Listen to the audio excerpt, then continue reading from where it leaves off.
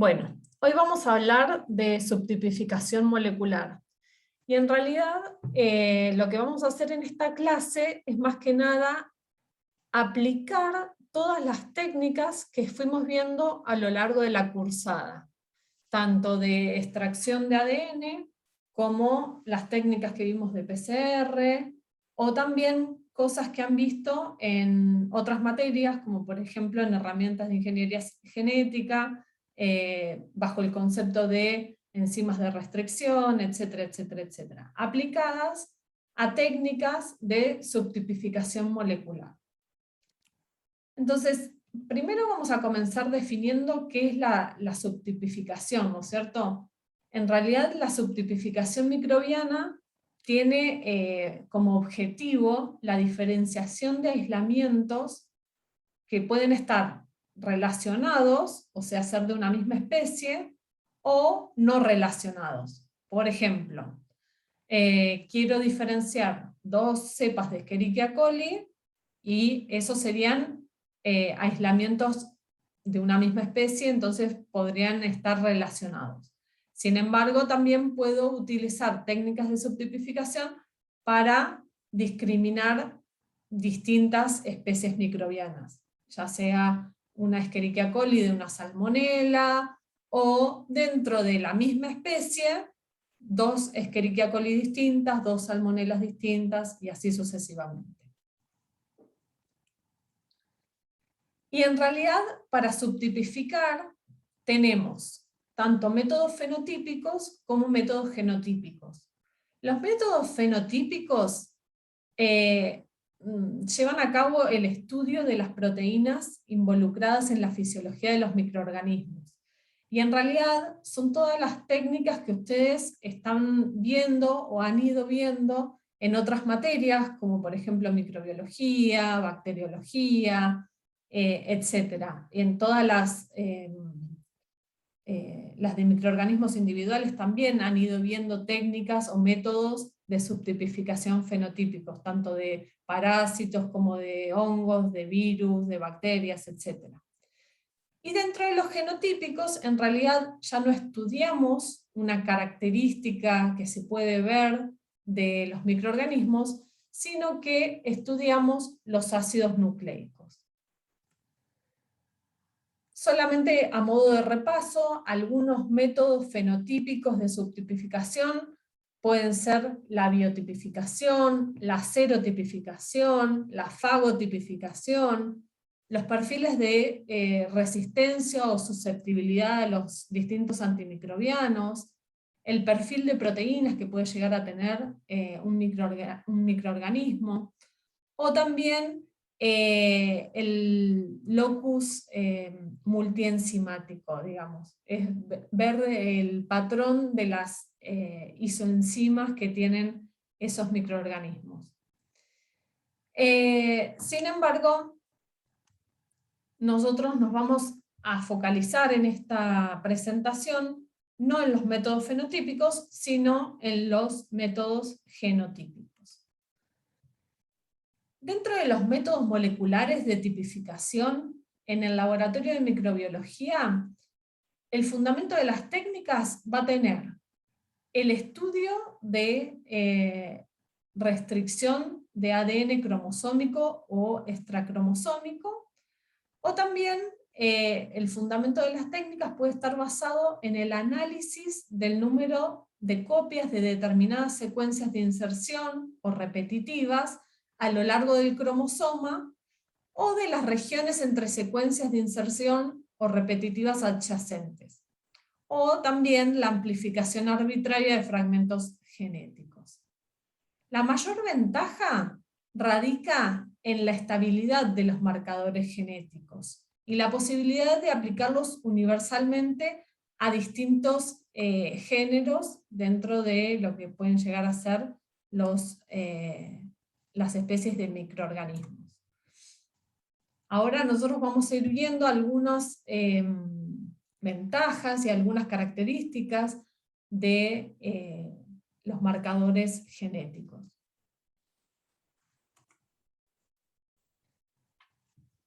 Los marcadores moleculares tienen aplicaciones en distintos campos, ya sea microbiología de alimentos, microbiología humana, microbiología veterinaria, microbiología ambiental, etcétera, etcétera, etcétera. Y lo que nos ha permitido conocer, digamos, es la patogénesis o la historia natural de ciertas infecciones, ya sean bacterianas o de otros microorganismos, la detección de brotes y epidemias, también la identificación de distintos reservorios y los mecanismos de transmisión de los patógenos, el diseño de medidas de control de propagación de las infecciones, y también estos marcadores moleculares han permitido determinar la evolución genética de distintas poblaciones microbianas. Entonces, como objetivo, estos marcadores moleculares tienen el objetivo de definir la relación existente, ya sea clonal o no, entre los aislamientos estudiados. Y en realidad el término clon o grupo clonal hace referencia al grupo de aislamientos relacionados por el hecho de descender de un ancestro común. Las cepas relacionadas en realidad poseen un nivel de similitud entre sus genotipos y fenotipos significativamente superior al que se encontraría entre aislamientos no relacionados de la misma especie seleccionados arbitrariamente. Entonces, este término de clon o grupo clonal lo vamos a utilizar mucho en todo lo que son las técnicas de subtipificación, porque es lo que me va a permitir decir si dos aislamientos están genéticamente relacionados o no, y si provienen o no de un ancestro común. ¿Qué tipos de métodos genotípicos de subtipificación tenemos? Bueno, los podemos clasificar en distintos tipos, siguiendo, digamos, una aparición cronológica, digamos, de las técnicas. Podemos decir que el análisis de ADN extracromosómico, generalmente focalizándonos principalmente en ADN plasmídico, digamos, nos permite diferenciar microorganismos haciendo lo que se denomina perfiles plasmídicos. Ahora vamos a ir viendo cada una de estas técnicas por separado. Yo ahora se las nombro en general, pero después vamos a ir viendo una por una, a ver en qué consiste cada una de ellas. Después tenemos los métodos que se basan en la amplificación de secuencias genéticas, o sea, los métodos basados en PCR. Y dentro de ellos tenemos algunas que podemos mencionar, como por ejemplo RAPID, REP, ERIC-PCR, etc. Y en realidad la principal diferencia que tienen cada una de ellas, que ahora las vamos a ir viendo, es que en unas la amplificación múltiple es arbitraria, o sea que los primers o los cebadores que se diseñan se pegan en lugares aleatorios, digamos, en el genoma microbiano. Sin embargo, otras de las técnicas en realidad se desarrollan mediante una amplificación definida. O sea que los primers son diseñados específicamente para el tipo de secuencia que quiero amplificar. Después tenemos aquellas técnicas que se basan en restricción enzimática.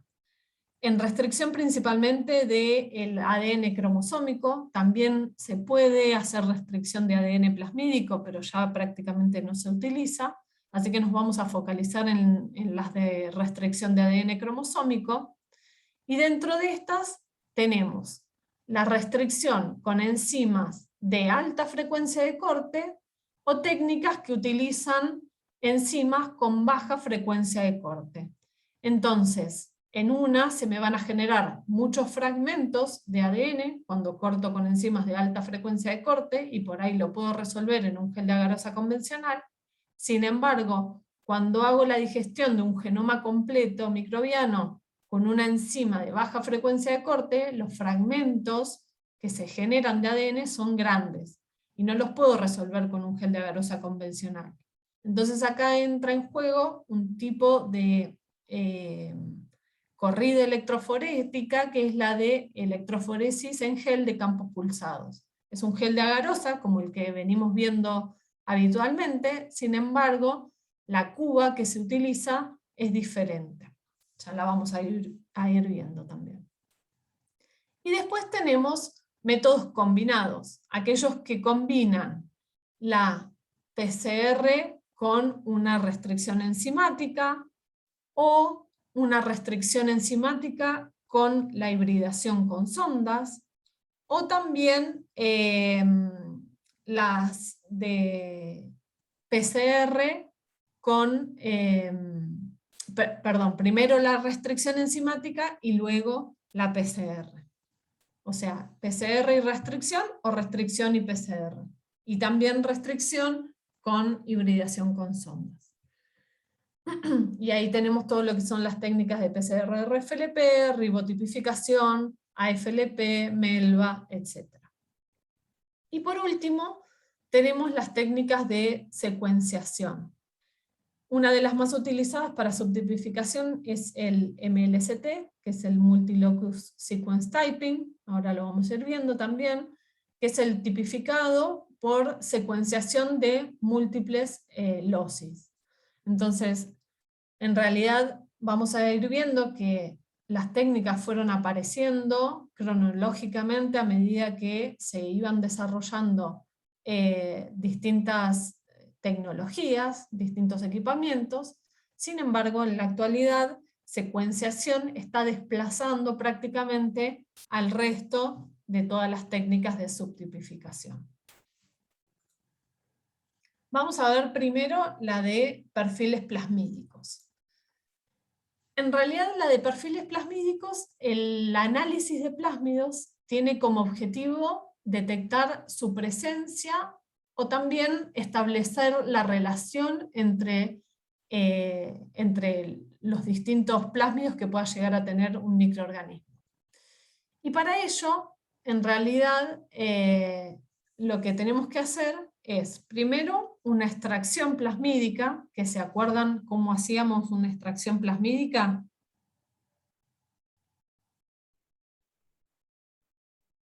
Ahí les pregunto yo a ustedes. Sí, que tenías que tener en cuenta la diferencia de tamaño del ADN plasmídico con el ADN de la bacteria, Sí. que por eso usabas la hidrólisis alcalina. Bien. Generalmente la técnica más utilizada para hacer extracción plasmídica es la técnica de mini-prep. Y después, dependiendo de la purificación en la cual, dependiendo, perdón, de la extracción que hicimos de esos plásmidos, podemos llegar a realizar una purificación porque puede llegar a estar contaminado con algunas moléculas contaminantes. O sea, otras moléculas de ADN que no queremos, solamente queremos los plásmidos en esta técnica. Y en realidad, una vez que hicimos esa extracción de ADN plasmídico y lo purificamos, lo que tenemos que hacer es medir el tamaño de los plásmidos, y eso lo hacemos en base a una corrida electroforética en un gel de agarosa.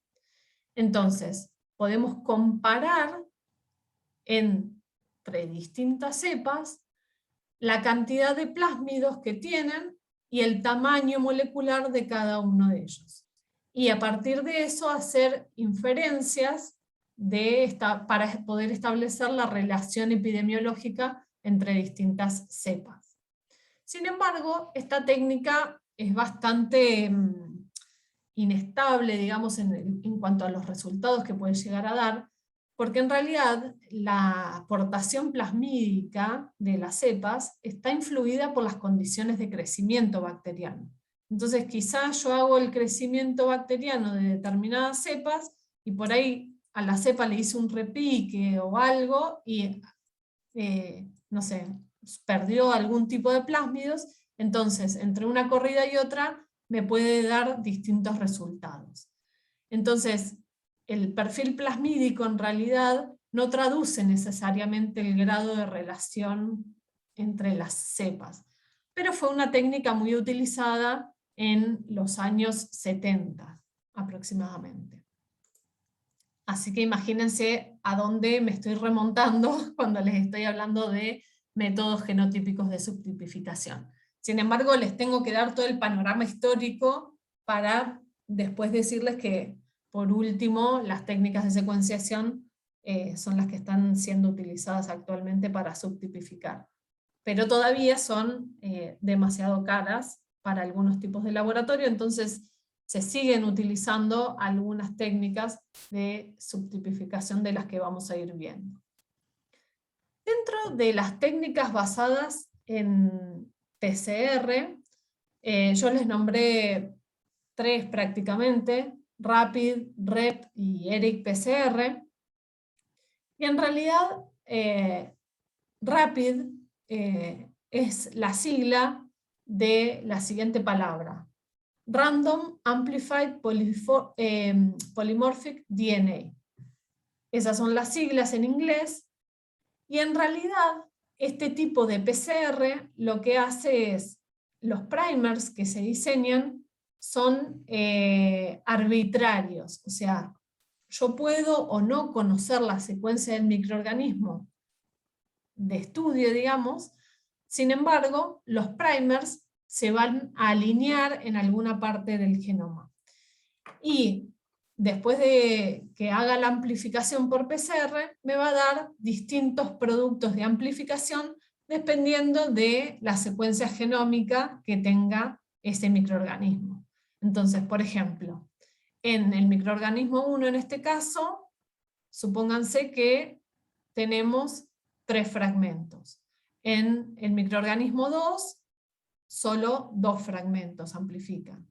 En el 3, estos otros 3 fragmentos. Y en el 4, estos 2 fragmentos solamente. Cuando yo hago la corrida electroforética de esta PCR, lo que voy a observar es un perfil de bandas. Siempre, obviamente, las de menor peso molecular son las que están más abajo y las de mayor peso molecular las que están arriba. Pero si comparo después microorganismo 1 con el 2, con el 3, con el 4, puedo ver si son o están relacionados genéticamente. Entonces, en este ejemplo, no hay ninguno que sea uno igual al otro, como para decir, bueno, la cepa 2 es igual a la 3, o la 3 es igual a la 4. Porque yo podría decir, bueno, la 2 y la 3 comparten estas 2 bandas de arriba, pero la 3 tiene una bandita más abajo. Lo mismo puedo decir por ahí con la 4 y la 1, que comparten las bandas de abajo, pero a una le falta la banda de arriba. Entonces, en este ejemplo, estos 4 microorganismos no están relacionados genéticamente. Pero es una técnica que me sirve para decir si las cepas están o no relacionadas genéticamente. ¿Se entiende?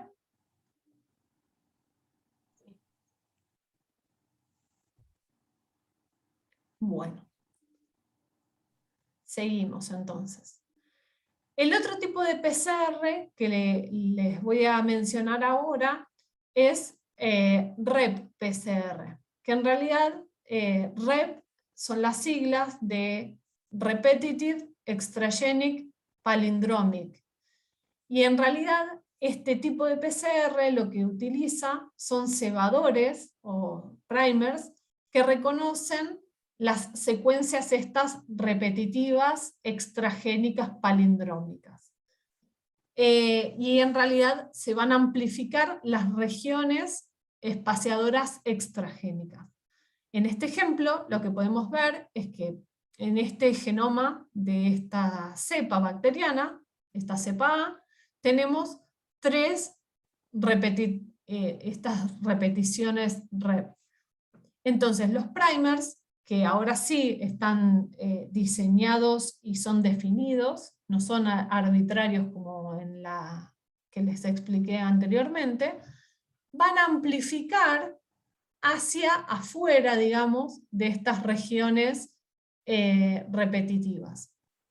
Entonces, los fragmentos que se van a generar son o este o este grande o estos chiquititos.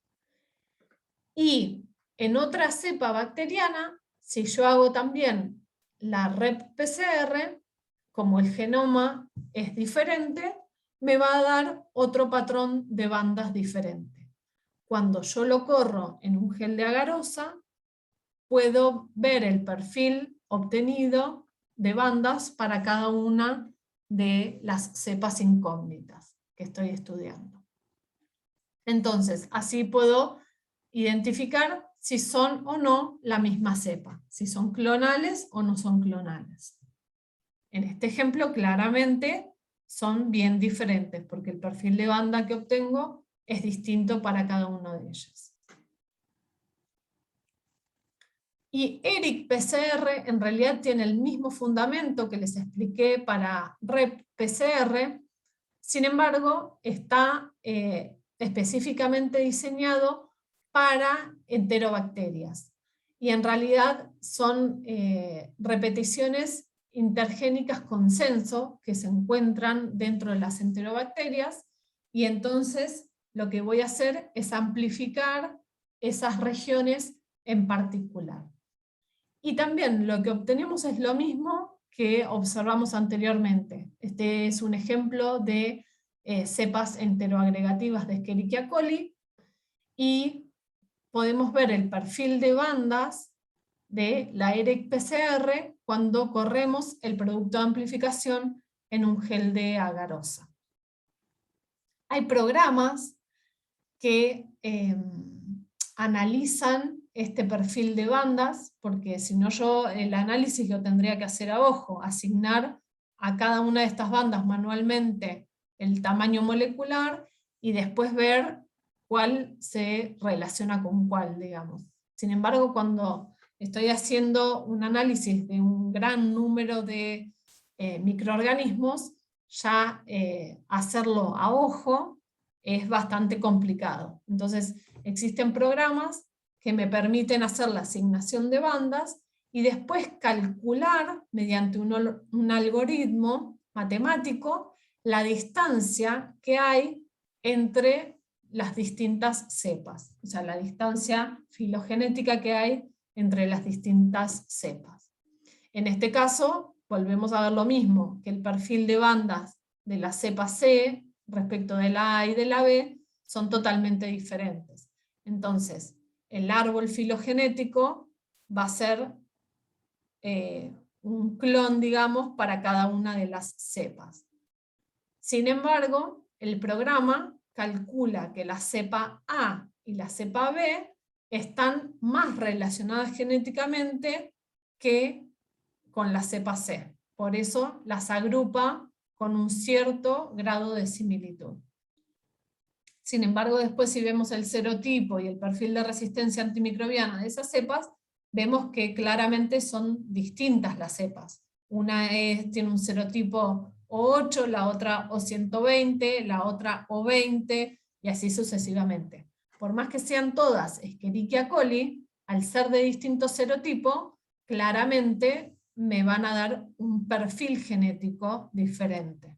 Porque, o sea, cepas de distintos serotipos nunca van a tener la misma carga genética, digamos. ¿Se entiende hasta ahora? Sí. Es como que siempre terminás con la lectura electroforética. Sí, claramente. En todas las técnicas vamos a ver que se termina con una lectura electroforética, salvo cuando hacemos secuenciación. Pero sí, básicamente todas las técnicas, estas que les voy a mostrar, vamos a ver corridas electroforéticas en geles de agarosa.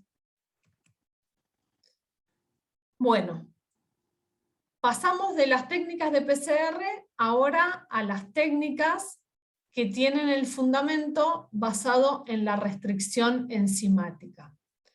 Yo les comenté que la restricción enzimática podía ser o con una enzima de alta frecuencia de corte o con una enzima de baja frecuencia de corte. Las de alta frecuencia de corte tenemos la técnica de REA, digamos, y no se utiliza prácticamente para subtipificar microorganismos en la actualidad.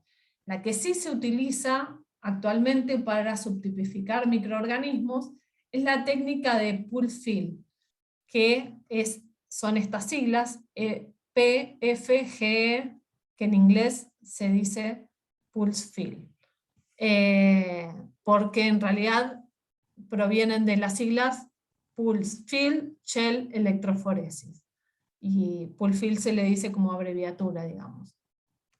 Entonces vamos a ver esta técnica en particular, porque es una técnica que todavía se utiliza como técnica gold estándar, o sea, como técnica de referencia, para hacer la subtipificación de microorganismos, principalmente bacterianos. Después les voy a mostrar cómo ingresar a una página del CDC de Estados Unidos, en el cual ustedes pueden descargar todos los protocolos para hacer el Pulse-Fill de los microorganismos para los cuales existe esta tecnología, digamos, esta técnica de subtipificación. ¿Cuál es el fundamento en realidad de la técnica de electroforesis en gel de campo pulsado? Pulse-Fill Gel Electroforesis. Bueno, en realidad lo que se hace es cortar con una enzima de baja frecuencia de corte todo el cromosoma bacteriano donde esa enzima corte, digamos. Entonces, se van a generar grandes fragmentos de ADN, algunos más grandes, otros más chicos.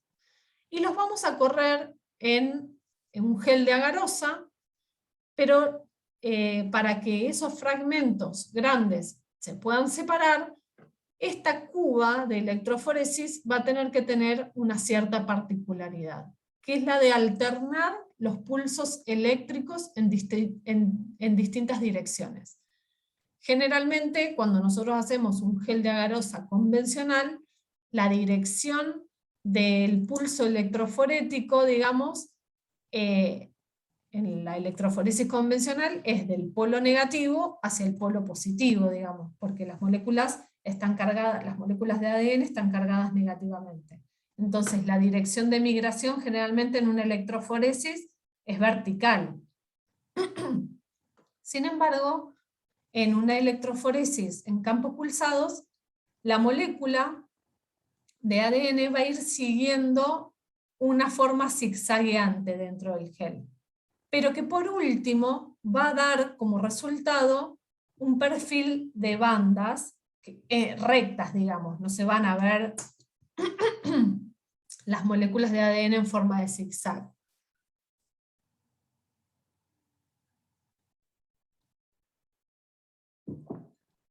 Entonces, esta es la cuba electroforética que se usa, tiene una forma hexagonal, es bastante grande, y en realidad lo que hace la cuba es ir alternando pulsos eléctricos en distintas direcciones. Ven que en esta está marcado el verde de este lado y todo el resto es positivo. Entonces la cuba va a realizar un pulso eléctrico en este sentido. Cuando cambia el ángulo 60 grados, digamos, y pasa el pulso negativo hacia estos electrodos, la molécula de ADN va a migrar hacia este otro lado y va a ir rotando por cada uno de estos lados del hexágono. Entonces la molécula va a ir girando a través de todos los poros del gel de agarosa. También puede ir hacia arriba y hacia abajo, porque cuando el pulso sea que esté el negativo de este lado, puede ir la molécula hacia arriba y después vuelve hacia abajo y así sucesivamente. Pero como son moléculas muy grandes, necesitamos que vaya haciendo ese recorrido para que la molécula vaya migrando por todos los poros del gel. Entonces, generalmente los pulsos se van haciendo de un lado al otro en 60 grados. Obviamente, la migración del ADN de alto peso molecular va a ser el que migre menos, y las de bajo peso molecular van a ser las que migren más. En una electroforesis convencional, donde el pulso eléctrico es vertical, en realidad las moléculas de ADN siguen este perfil de camino. Van atravesando los poros de la garosa de manera vertical. Sin embargo, en electroforesis en gel de campos pulsados, la molécula de ADN va girando por distintos poros. Entonces se va separando mucho más lenta. Y por eso es que las corridas electroforéticas de la técnica de Pull-Fill no son cortitas como las de PCR convencional, en las cuales, no sé, en 30 minutos podemos llegar a tener un resultado. Sino que como tenemos que separar bandas de alto peso molecular, quizá le lleve a la molécula de ADN 14 horas aproximadamente bajar un poquitito por los poros de este gel. ¿Cuáles son los pasos principales de esta técnica? Es la técnica en la cual nos vamos a detener más porque es la técnica que actualmente se utiliza como referencia para la subtipificación molecular de un gran número de bacterias, sobre todo patógenas. Entonces, primero lo que tenemos que hacer es preparar una suspensión bacteriana. Después, lo que vamos a hacer es tomar una alícuota de esa suspensión bacteriana y la vamos a inmovilizar en taquitos de agarosa, en pedacitos de agar. Para eso vamos a utilizar unos moldes de acrílico en el cual vamos a poner una mezcla de parte de suspensión bacteriana con parte de agarosa. La agarosa obviamente va a tener que estar fundida, y cuando se enfríe en estos moldecitos, se van a formar estos cuadraditos de agarosa, que se llaman plugs en inglés. Entonces, después lo que vamos a tener que hacer es sacar esos moldecitos, esos pedacitos de agarosa de los moldes. Vamos a tener que hacer una serie de lavados para eliminar todo lo que sean impurezas, y en realidad lo que vamos a tener que hacer es primero una lisis química, porque la bacteria está inmovilizada en la agarosa que yo les dije. Sin embargo, nosotros lo que queremos hacer con esta técnica es digerir el cromosoma de la bacteria. Por lo tanto, la bacteria está dentro de la agarosa, y para que la enzima pueda entrar hasta el interior de la bacteria, digamos, y fragmentar el cromosoma, le vamos a tener que generar poros a las paredes bacterianas para que esa enzima pueda ingresar. Entonces se realiza una lisis química de los plugs. Y una vez que está hecha esa lisis, recién después hago la restricción enzimática con una enzima de restricción de baja frecuencia de corte, que para distintos microorganismos va a ser una enzima diferente, no siempre se usa la misma enzima de restricción. Y por último, se hace la corrida electroforética, que dura aproximadamente entre 19 y 23 horas, en esta cuba de electroforesis hexagonal, y el gel de agarosa se revela con bromuro de tidio, y después se analiza el perfil de bandas mediante un programa que se llama Bionumerics. Este sería el paso a paso de la técnica.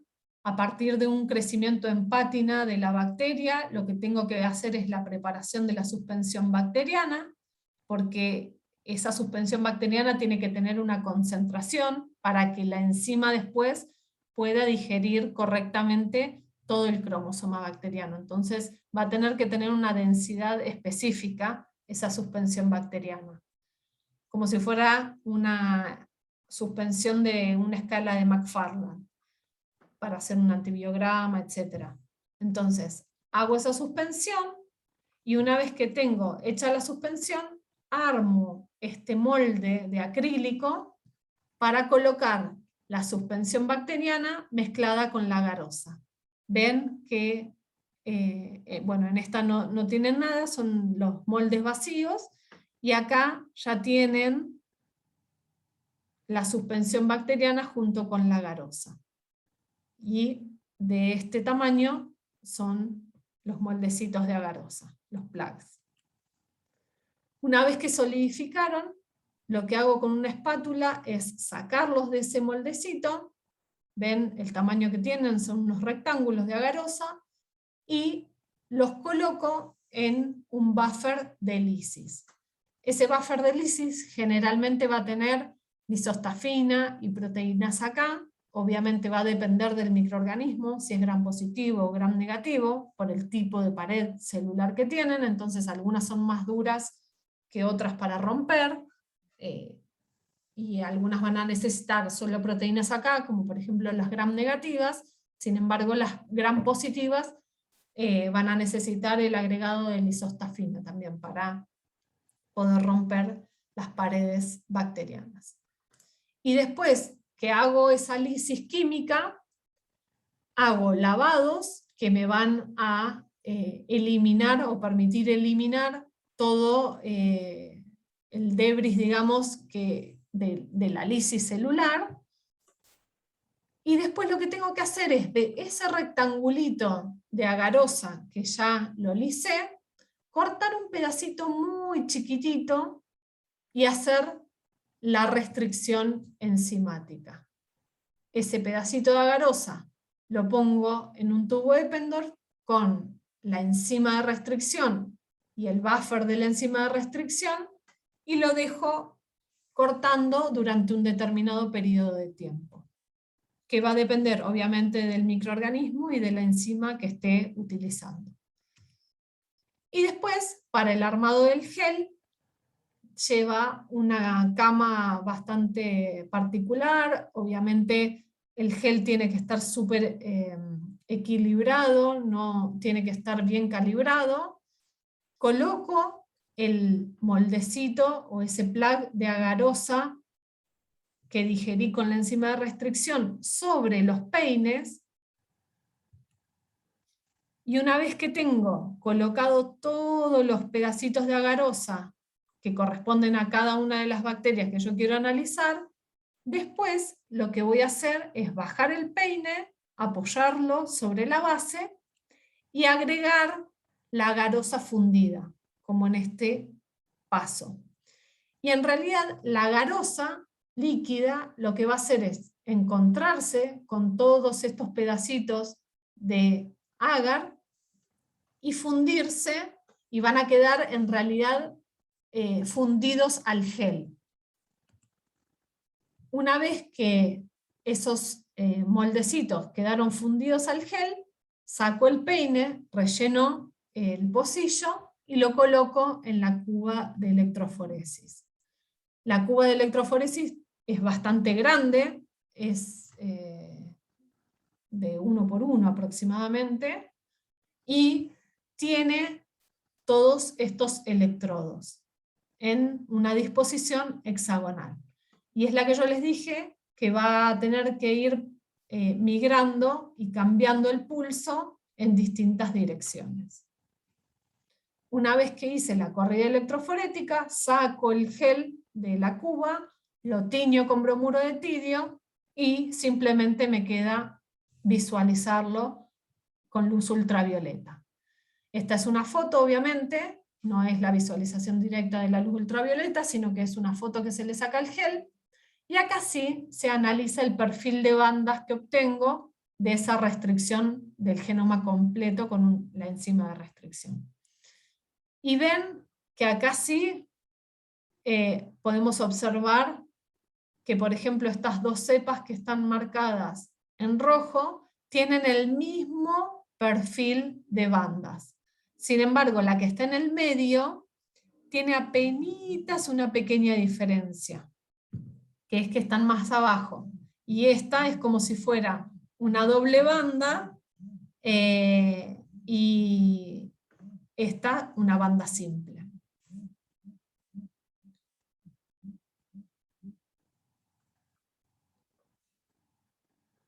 Pero ven que cuando yo analizo un gran número de cepas, ya el análisis a ojo se hace bastante difícil para ver qué cepas son iguales entre sí. Entonces, el programa que les decía me ayuda mucho a la asignación de bandas y a hacer el árbol de relación filogenética. Este es el arbolito que genera el programa, en el cual puedo observar que cuando hay una raya, esas cepas son las que tienen idéntico perfil de bandas de Pulfil. Entonces, se dice que estas 3 cepas son clonales. Es un mismo clon. Lo mismo pasa acá, lo mismo pasa acá y lo mismo pasa acá. Mientras que estos que no tienen esta rayita son perfiles de bandas únicos y van a estar separados del resto de las cepas. Supónganse que esto es una corrida de Pulfil de Escherichia coli, de un determinado serotipo, no importa. Pero van a ver que dentro de un mismo serotipo hay algunas cepas que son iguales y hay cepas que, por más que sean del mismo serotipo, son distintas. Entonces, ese perfil fenotípico por el cual yo caracterizaba las cepas me da determinada información. O sea, por más que yo identifique 2 cepas que son, supónganse, O157, que tienen el mismo serotipo, después pueden tener distinto perfil cromosomal, digamos. Tienen distinta secuencia a nivel genómico. ¿Se entiende? Sí, como que no siempre lo que está a nivel genómico se representa a nivel fenotípico, entonces como que la parte fenotípica te da un poco de información, ¿no? Así viene la mano. Claro. La fenotípica generalmente llegó hasta determinado grado de información. La genotípica va un poquitito más allá, es mucho más profunda. Me permite diferenciar dentro de lo que yo había clasificado fenotípicamente como igual en cepas distintas. Bien, y después tenemos los métodos combinados.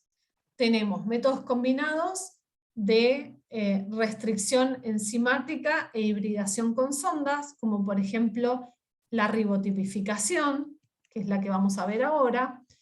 Y en realidad yo les voy a explicar un sistema automatizado que salió para hacer el análisis de el ADN ribosomal. Porque en realidad estas técnicas lo que tienen es que son bastante dependientes del operador, digamos. Una pequeña diferencia, una pequeña cosita que no salga, hace que toda la técnica me varíe. Entonces, que las técnicas genotípicas se puedan automatizar da más reproducibilidad a la técnica. Y este es un equipo que es de la marca DuPont, el RiboPrinter. Es un equipo que puede analizar una mayor porción del genoma bacteriano, analiza las secuencias 16S, 5S y 23S, regiones espaciadoras y genes flanqueantes, también de todos esos genes ribosomales. Combina la automatización con el poder de las técnicas moleculares, y lo que hace es simplificar el entrenamiento del personal y minimizar los errores debido a la técnica y al manipuleo que tienen las técnicas moleculares. Este es el sistema, en realidad es un equipo cerrado, bastante grandecito, ocupa una parte importante de la mesada, acoplado con una computadora, tiene una unidad de caracterización, que ahora vamos a ver cómo funciona, una computadora para ver los resultados, un software cerrado para analizar esos resultados, una impresora, un bloque térmico, un soporte para preparación de la muestra y un mezclador de mano. ¿Cómo funciona esta técnica de ribotipificación? En realidad, primero lo que vamos a tener que hacer es preparar la muestra. A partir de un cultivo de microorganismos puro, lo que vamos a tener que hacer es primero un tratamiento de la muestra por calor, después vamos a tener que realizar la restricción enzimática en sí, porque esta técnica lo que hace es digerir el genoma del microorganismo. Luego ese genoma digerido se corre en un gel de agarosa que está adentro del equipo. Ustedes no tienen que preparar nada, o sea, el gelcito ya está preparado, la muestra se siembra sola, etcétera, etcétera, etcétera. Y una vez que se realizó esa corrida electroforética, se transfiere a una membrana de nitrocelulosa, como les explicó Carlos en la clase de hibridación, porque en realidad esos pedacitos de ADN que yo digerí con la enzima de restricción, después lo que vamos a querer es revelarlo con sondas que estén marcadas de alguna manera, que ustedes ya vieron los distintos tipos de marcajes que podían llegar a tener las sondas. Y en realidad, después lo que se hace es, una vez que transferí las bandas del gel a la membrana, agregar las sondas y el revelado mediante una foto y la observación en el sistema computarizado. Lo que se hace nuevamente es observar el patrón de bandas que tengo, porque esas sondas, tanto del 16S como del 5S como del 23S o de las regiones espaciadoras del ARN ribosomal, van a ser distintas para cada microorganismo.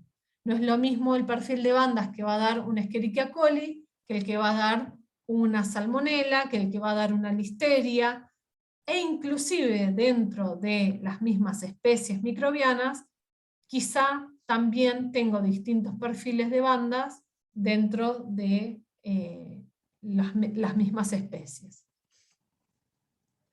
¿Para qué sirve esta técnica de ribotipificación y para qué se la utiliza normalmente? Bueno, para caracterizar aislamientos ambientales, para caracterizar patógenos, microorganismos del deterioro de alimentos. Se lo utiliza también para hacer perfiles moleculares de cepas controles, cepas patrones, para microorganismos benéficos. Entonces, ven a la derecha que cada una de las distintas especies microbianas tiene un perfil o un ribotipo, se dice, porque es la técnica de ribotipificación, distinto. Se pueden hacer 8 muestras por corrida, la corrida dura 8 horas, no es tan larga como la de Pulfil, que dura 23 horas aproximadamente, y en realidad, a pesar de que no haya terminado la corrida, yo ya puedo largar una nueva corrida a las 2 o 3 horas. Entonces, es como que puedo meter cepas en tándem. Los reactivos están estandarizados, y obviamente, al ser un equipo automatizado, el principal consumidor de este equipo son las industrias de alimentos y las farmacéuticas, para ya sea los análisis de aislamientos ambientales o de patógenos o de microorganismos de deterioro, etc. El software cuenta con una base de datos de más de 5.700 patrones, de 180 géneros bacterianos distintos y 1.200 especies. Y cada nueva corrida que yo haga, si el patrón de bandas no estaba en el equipo, digamos, se genera un nuevo dato y se almacena como nuevo patrón de bandas. Entonces, a medida que yo voy haciendo las corridas de mis cepas, también puedo ir aumentando esta base de datos que viene ya preestablecida en el equipo. Una consulta con respecto a eso. Sí. ¿Se transmiten información entre equipos también? ¿Cómo? Como Se me para, cortó. se transmiten información entre los diferentes equipos de este equipo, como para No, también generar como una base de datos más grande. no, se generan en tu equipo. Las corridas nuevas se generan en tu equipo. No se puede compartir con otros equipos que estén en otras industrias y demás. Esa es la desventaja. Pero bueno, si vos lo usás en tu laboratorio, ya vas generando un banco de datos importante propio.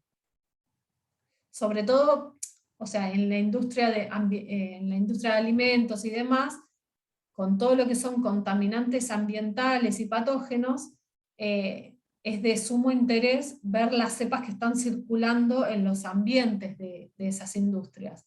Entonces, saber que en este momento te está circulando una Escherichia coli determinada o una Listeria determinada, y que después no circula más y que vuelve a reingresar el mismo patrón de ribotipificación, etcétera, te da determinada información para que vos puedas llegar a tomar acciones correctivas en la industria. Está bien, buenísimo, gracias. Bueno, después, como otro método combinado, además del de restricción, hibridación, ahí ya tengan en cuenta que vamos aplicando los conocimientos que fuimos viendo a lo largo de toda la materia. Fuimos viendo restricción enzimática, que eso lo vieron por ahí en herramientas de ingeniería genética, pero hibridación lo vieron con Carlos. Ahora, vamos a hablar del método combinado de PCR-RFLP, que combina la técnica de PCR con una restricción de fragmentos de largo polimórfico mediado por una enzima de restricción. Entonces, vamos utilizando estas técnicas que fuimos viendo aisladas, pero combinadas porque dan mucho más información cuando las usamos combinadas. La PCR-RFLP es simplemente realizar una PCR convencional con primers dirigidos para una secuencia específica que yo quiero amplificar, y después ese producto de amplificación lo que hago es digerirlo con una enzima de restricción. Este es un gráfico, después de que se hace esa restricción enzimática, nuevamente lo volvemos a correr en un gel de agarosa y vemos el perfil de bandas que da ese fragmento de PCR digerido. Entonces, imagínense que en realidad obtengo por PCR un fragmento de determinado peso molecular, y cuando lo corto con una enzima de restricción, después obtengo un producto de menor peso molecular. Estas son, por ejemplo, una técnica, una PCR-RFLP que se utiliza para determinar distintas variantes de una toxina de un microorganismo. Entonces, esta variante corresponde a un tipo de toxina, esta otra variante corresponde a otro tipo de toxina, esta otra a otro tipo de toxina y esta a otro tipo de toxina. Entonces, yo puedo caracterizar también a los microorganismos y a las toxinas de los microorganismos por estas técnicas de subtipificación. Entonces, yo veo que, bueno, en este gráfico ninguna es una igual a la otra, pero si supónganse que estoy analizando una cepa que aislé de un paciente y una cepa que aislé de un alimento, si tienen la misma toxina, puedo llegar a inferir que la cepa que se aisló del paciente es la misma que la que se aisló del alimento. Sin embargo, las técnicas de pool-fill dan mucho mayor poder de información que esta técnica de PCR-RFLP. Porque en esta técnica simplemente estoy amplificando un gen, una secuencia génica, y a esa secuencia génica la estoy digiriendo con una enzima de restricción. En cambio, en la técnica de Pulfil, por ejemplo, estoy analizando todo el genoma completo de la bacteria.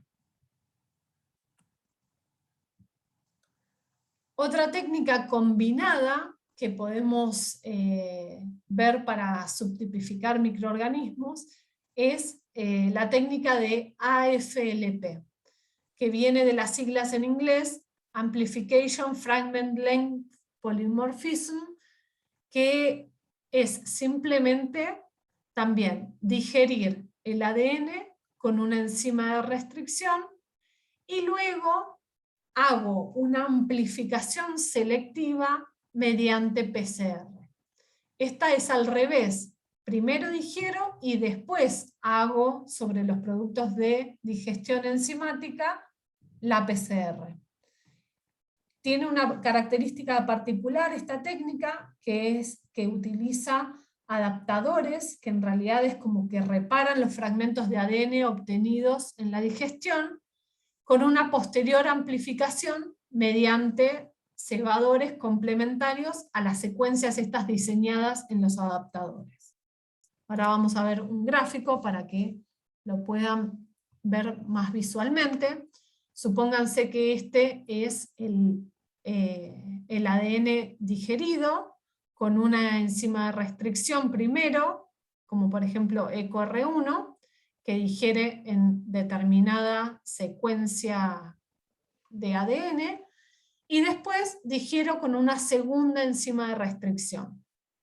Entonces se me va a generar otro sitio de corte y que me deja unas bases complementarias para que yo diseñe un primer que se pueda pegar a los extremos que deja el sitio de corte de la enzima de restricción. Y después el primer en realidad está diseñado en base a esos sitios de corte con unos adaptadores. Lo que hacemos después es hacer una PCR con un primer que sea complementario, va a tener, o sea, como bases complementarias, secuencias de la zona de restricción, la secuencia del adaptador y también secuencias del genoma, digamos, de la secuencia génica que quiero amplificar. Tanto el primer forward como el primer reverse. Uno va a tener complementariedad con la secuencia que deja el extremo de la enzima MC1 y la otra con la EcoR1 o con la enzima que utilicen. Acá está puesto con estas enzimas de restricción, pero en realidad o sea, se puede utilizar otras enzimas de restricción. Entonces, repasando, tenemos la digestión del ADN. Después ligo estos adaptadores que tienen la complementariedad con los sitios de restricción. Y después hago la PCR en base a los primers que van a hibridar con parte de la secuencia de los adaptadores y de las secuencias de restricción. Y así amplifico estos fragmentos que van a tener distintos largos polimórficos en distintos microorganismos. Entonces, ven en este genoma completo los distintos sitios de corte que puede llegar a tener estas dos enzimas. ¿Va bien hasta ahí? A mí medio como que se me hizo moño con los primers, pero nada, sigamos, porque creo que va a decantar a después. ver, volvamos para atrás. De esta me parece que tengo un videíto para mostrarles. Ahora después lo vemos si no. En realidad tenemos el genoma, lo cortamos con dos enzimas de restricción en distintos sitios de corte, van a cortar esas enzimas de restricción. Después lo que hacemos es ligar con un ADN ligasa los adaptadores, que esos adaptadores en realidad van a tener la complementariedad con el sitio de restricción que deja la enzima y el diseño que yo haga para después hacer la complementariedad con el primer, digamos. O sea, esto es algo que yo tengo que es algo que yo tengo que diseñar. Entonces, lo diseño para que después este primer se pueda pegar a este adaptador que se ligó a la secuencia blanco. ¿Ahí se entendió mejor? Sí, ahí sí. Bien. Bueno, y después, cuando se hace la PCR, obviamente, nuevamente vamos a obtener patrones de bandas distintos en base a dónde corten estas enzimas de restricción y los fragmentos que se generen de distintos tamaños. ¿Se entiende? Porque a veces por ahí, si corta azul con azul, se me va a generar este fragmento grande. Si corta azul con verde, se me va a generar este fragmento más chiquito, y así sucesivamente.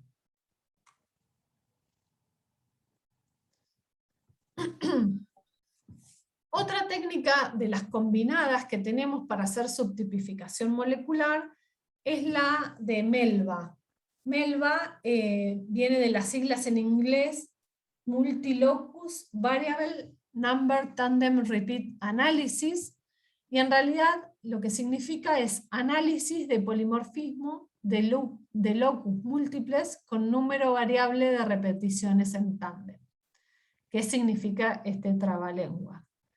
En realidad se basa en el polimorfismo que tienen determinadas secuencias que se encuentran repetitivas en tándem dentro del genoma de determinados microorganismos. Y esas repeticiones en tándem también hacen que varíe el tamaño y el número de copias y la distribución en distintos aislamientos.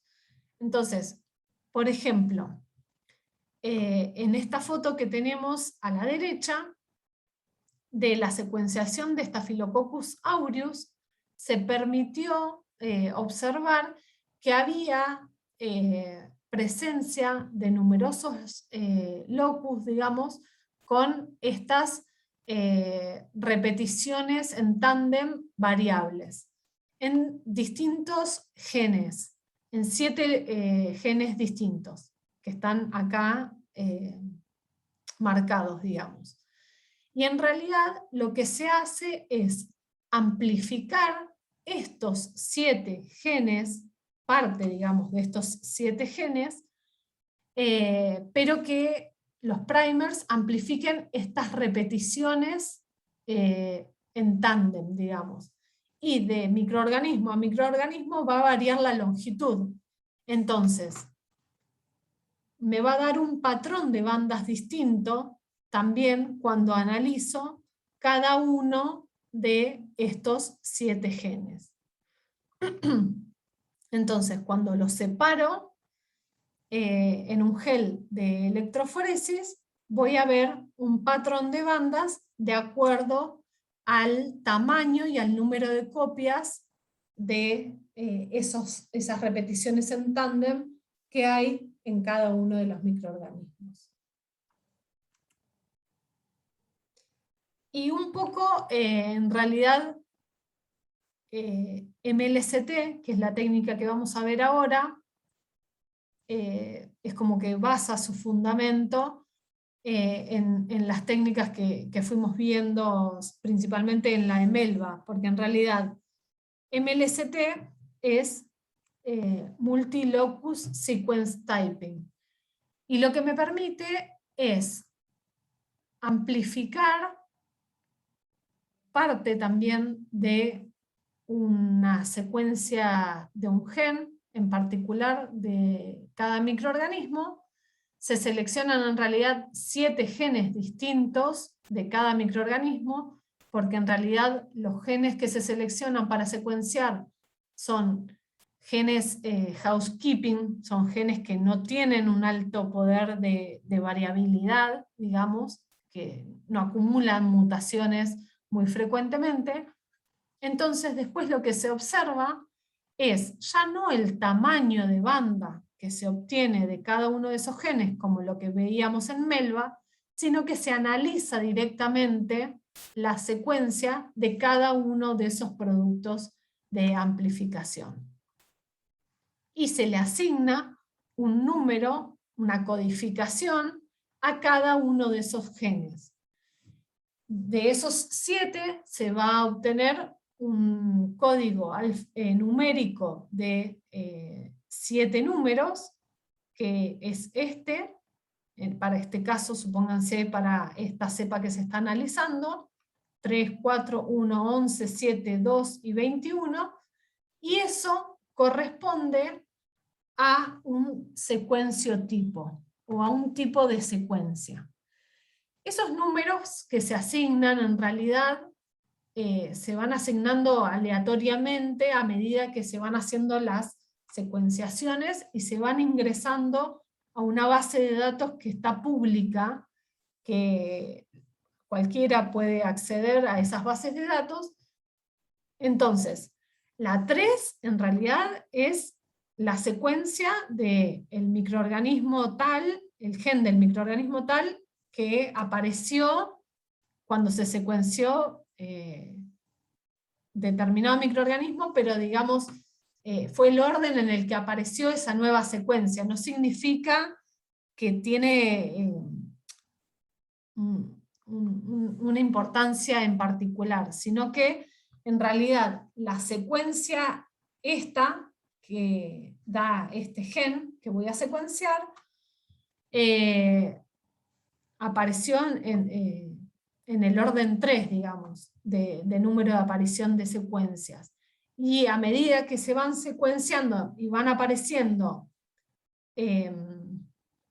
nuevas variantes, digamos, o mutaciones puntuales de los genes en particular, se les va asignando un número que está en orden, digamos. Si de esta secuencia de la 21 apareciera una mutación justo en este lugar y se me genera una secuencia distinta de todas las que yo vengo secuenciando, bueno, va a tener el número de secuencia 22, y así sucesivamente. A medida que yo voy secuenciando cada vez más genes, van apareciendo nuevas secuencias. Sin embargo, lo que interesa de esta técnica es la combinación que da la secuencia de estos 7 genes. Esta es la robustez que tiene la técnica, porque en realidad al secuenciar 7 genes distintos, para aquellos organismos que son muy homogéneos, muy clonales, en los cuales es muy difícil encontrar diferencias entre distintas bacterias, digamos, esta técnica me permite diferenciar a ese nivel, digamos, a nivel genotípico de secuenciación. Si ya esta técnica no me da poder discriminatorio, o sea que ya no puedo diferenciar un microorganismo de otro porque las secuencias son iguales, puedo llegar a decir que el microorganismo es el mismo. Sin embargo, tenemos otra técnica que es la de secuenciación de genoma completo, que la vamos a ver en la clase que viene, a partir de la cual yo analizo todo el genoma del microorganismo y veo si es igual al otro, digamos, cuando estoy comparando dos microorganismos diferentes y quiero subtipificar esos microorganismos. Bueno, y hasta ahí tenemos la parte de la clase de subtipificación molecular, con un resumen de las técnicas que se pueden ver para genotipificación microbiana, digamos. ¿Dudas, consultas? Ahora váyanme preguntando ustedes. No, creo que está como bastante claro.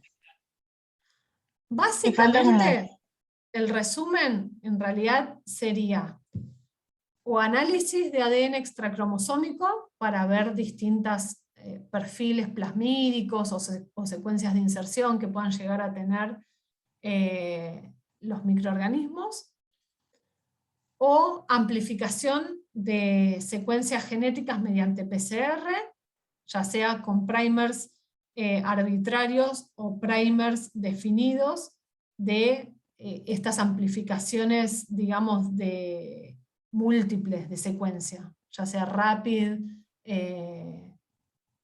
ERIC, etc. O tenemos las de restricción enzimática.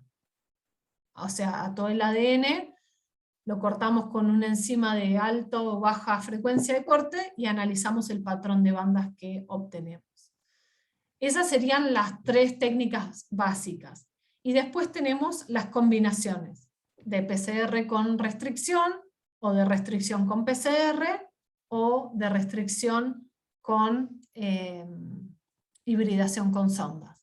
Y ya por último, como una cuarta, digamos, tenemos lo que es la PCR secuenciación, que sería el MLST, porque en realidad primero tengo que hacer la PCR de esos 7 genes, y después la secuenciación de esos fragmentos de amplificación, o la secuenciación completa ya del genoma del microorganismo.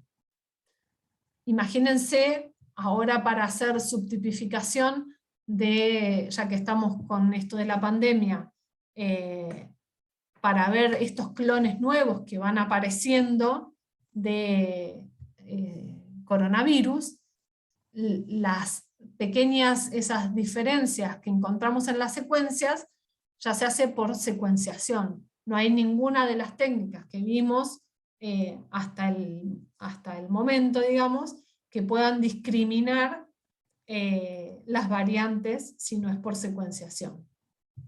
Pero también al ser un virus, no es como tiene menos material, entonces como que sería más fácil secuenciar. No sé, sí, también, y todo el tema de aislamiento y demás es distinto que para bacterias. Entonces, virus se usa mucho más el tema de secuenciación que para todo lo bacteriano. Para las bacterias se utilizan mucho todavía las técnicas que les expliqué, sobre todo MLST y Pulfil. Esas 2 técnicas todavía siguen en vigencia, y se usan como técnicas gold estándar para hacer subtipificación microbiana. Obviamente, PCR es la que más se utiliza también a nivel de caracterización genotípica de microorganismos, ya sea de decir, no sé, el serotipo mediante PCR, la aportación de determinada toxina, o del gen en realidad que codifica determinada toxina por PCR, no sé, todo lo que se quiera caracterizar de un microorganismo, o sea que antes se hacía fenotípicamente, ahora se puede caracterizar genotípicamente también. La clase que viene